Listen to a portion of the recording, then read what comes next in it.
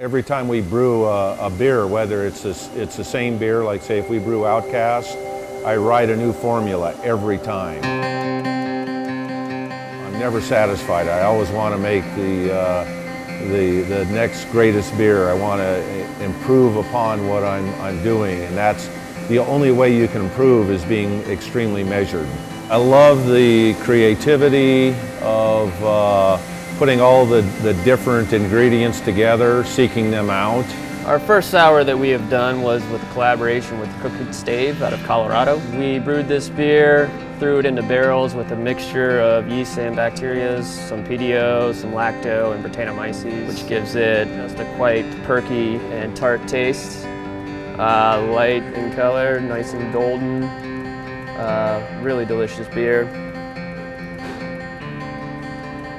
Can't help but drink it every time I pour one. What's unique about Crux is that I have probably the smallest, most sophisticated brewery in the state of Oregon, if not in the United States. And I have the complete reign to experiment and do whatever we want to do. I work very hard to get malts from Belgium, malts from Germany.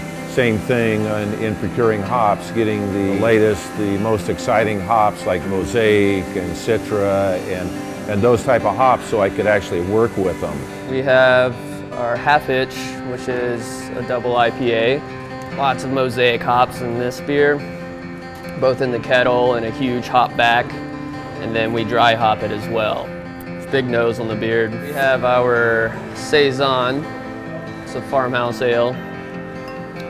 And we actually ferment this in our open fermentation vessels. Open fermentation vessels are completely open to outside air and everything. So we have conical fermenters that are closed, and so they ferment and release CO2 that way, whereas open fermentation, they don't have a top at all, and they just ferment just freely instead of being confined in an area.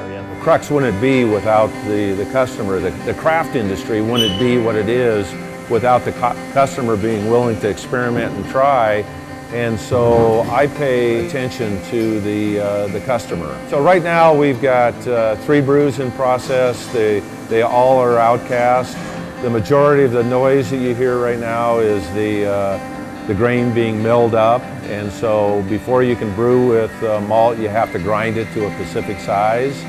And so we have that brew just coming into being. We have another brew that's in the mash tub where we're selecting the amount of fermentable sugars, and then we have another brew in the kettle right now, which is boiling.